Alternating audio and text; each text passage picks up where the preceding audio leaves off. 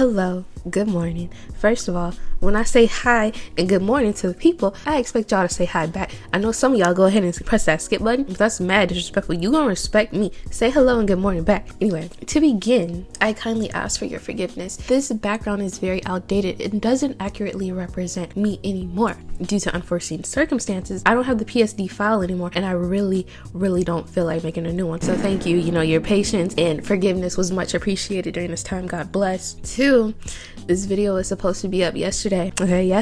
However, YouTube decided it wanted to play with my money. Okay, one thing about it, I've said this before, if this channel was not monetized, I would not be into K-pop. Simply, I don't know what to tell you. I'm here for the money first, okay, the music second. So, but it's okay, we're fine now, we're good. Anyway, with this very original video idea, I will be sharing artists, debuts, comebacks, whatever and whatnot that either did or did not understand the assignment. With that being said, I hope you enjoy.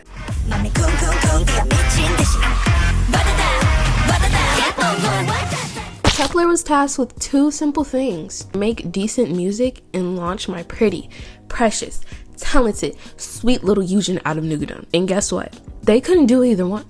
All I know is after the first 2 to 6 months, I knew we weren't making it out the hood. It's really upsetting to me, and I would hate to get emotional in front of you students. Therefore, we will move on to the next one.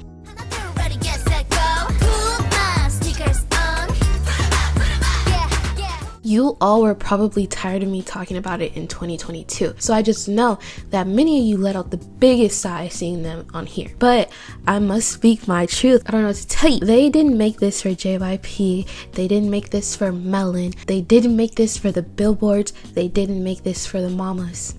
They made this for me and me only. Literally from my lips to God's ears. He might not come when you want him, but he's always what? On time, okay? All my begging and pleading paid off. Sneakers with Checkmate was the perfect ITZY comeback. For the gossip, again, not only was it some of their best work to date, some of their best production, but it's one of the best albums in 4th gen in K-pop, and so on. And I mean that, trust me. Had we had the right team behind them, and I hate to bring her up, Manheejin, if we had a normal person with a great creative vision, with the budget, oh, this really could have been it. It was supposed to be the 4th gen pop Bible, along with Savage, and I mean that. And you're really gonna have to hear me out on that, please.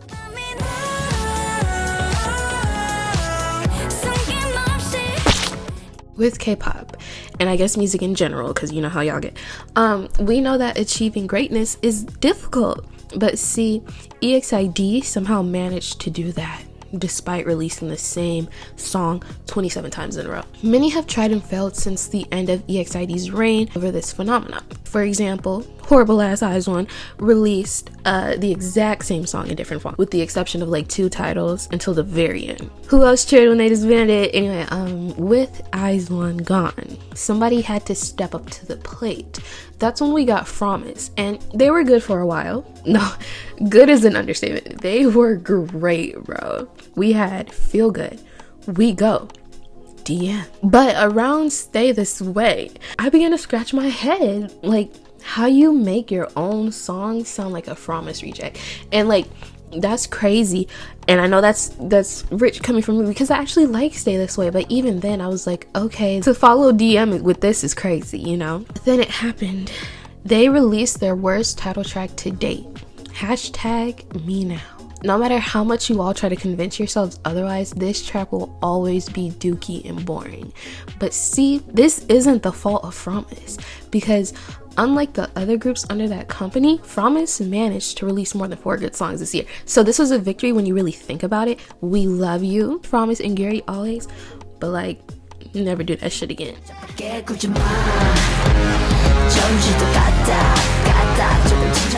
After yesterday's shenanigans that none of you will understand, it reminded me of the random Boa hate train that never, ever in life made sense, okay?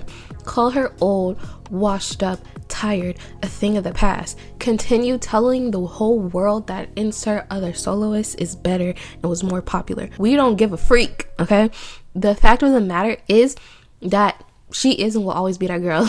None of the other K-pop soloists of her time ever came close. Like, even years down the line, Boa was still managing to outsell them, despite all of them only being able to put up 4 figures at the time. Like, if we putting up 4 figures, Boa has 9,000, the rest of them got 5,000. And mind you, this is after my sister, like, didn't have an album in Korea for like 4 years. She was out in Japan, she was out in the US, and she came back and still outsold them. Again, 4 figures at the time, but the point still stands, okay?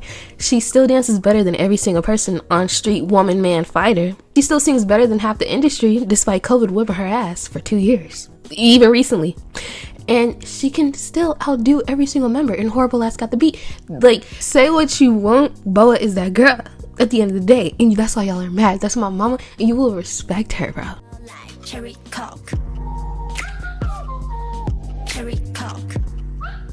I just don't understand how she and that company fumbled the bag so hard. Like, not only did you say freak the success of Barbie, not only did you say you saw Oppenheimer first, not only did you say you don't want to make it out of newdom, but you told the entire world that you don't plan on making very good music in the future. How does one go from CLC, we're at the top, we go to Barbie, we're even higher than we were, to Horrible Ass Cherry Coke? That's not rhetorical. Like, I genuinely want an answer. Who was this made for and why? Because one, it's certainly not 2017 anymore. I know that these dead ass, zombie ass clubs in Itaewon certainly won't be playing this. Jessie Stans didn't even look your way despite the horrible chorus. Like, so again, I ask you, who the hell was this made for and why? Certainly not for Coca-Cola, because they took your shit down.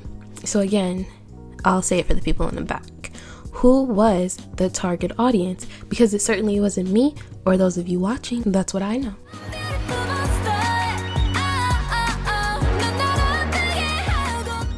Like I told y'all, the Lord may not come when you want, but he's always on time, okay? Notice how they announced the comeback and nobody moved. They needed this, we needed this.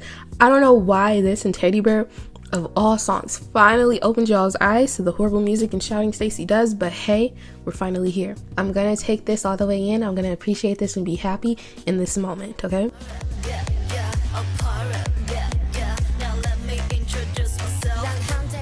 I've taken many L's in the past, not recently, but let's just say somewhere in the past, I was just like y'all and I wasn't on the winning team. Ajanugu wasn't on the winning team, but I really thought I won the war when it came to them. It wasn't looking too good for y'all. 2 years went by and it was complete silence from them, but then it happened. It really happened. Eden, however you say her name, actually returned from her successful career in China to come back to this. Yena somehow wasn't enough to distract you hoes for the past 2 years and send them to the dungeon permanently. Sad face, crying emoji. Y'all hoes won, and I hope it was worth it. I really do. I really, really do.